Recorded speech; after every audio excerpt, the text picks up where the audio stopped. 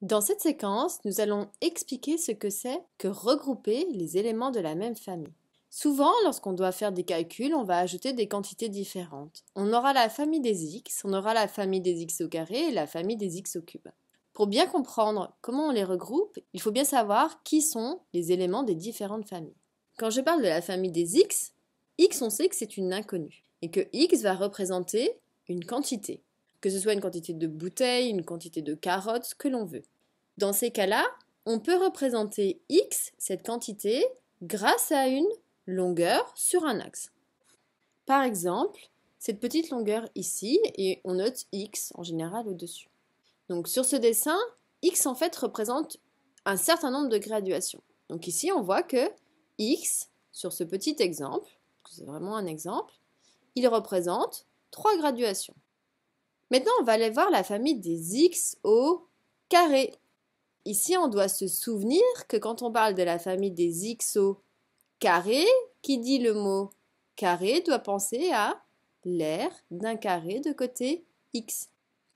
Par exemple, voici un carré de côté x.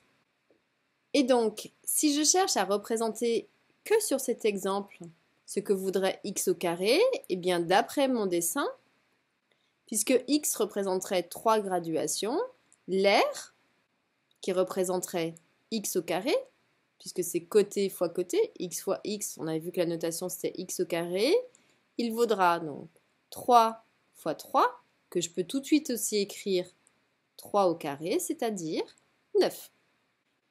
Dernière chose, on va aller voir la famille des x au cube. Alors cette fois-ci, si je parle des cubes, et bien maintenant je passe dans l'espace.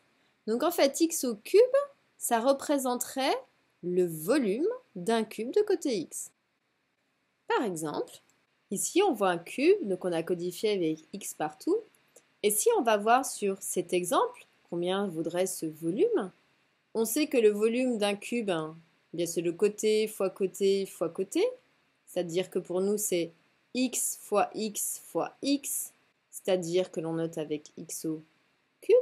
Et avec l'exemple, donc ça voudrait, le côté il voudrait apparemment 3 segments, donc ce serait 3 au cube, 3 fois 3 fois 3, un petit peu de calcul, donc 3 fois 3 ça fait 9, fois 3 ça va faire 27.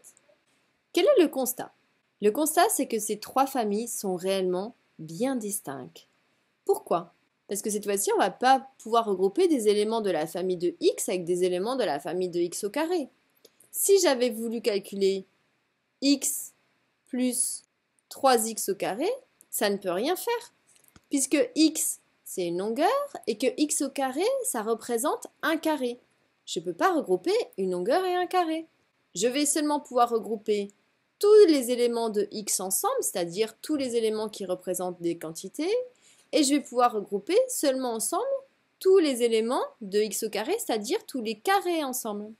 Et si j'ajoute un troisième élément, plus par exemple 5x au cube, eh bien 5x au cube, il ne peut ni aller avec x, comment je pourrais ranger un cube avec une longueur, ni avec x carré. Je ne peux pas ranger un cube et un carré.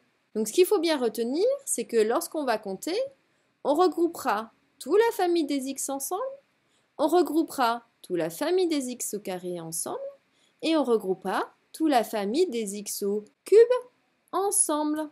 Donc à chaque fois, pensez bien dans votre tête, quand vous êtes perdu, à la géométrie, à ce que ça représente.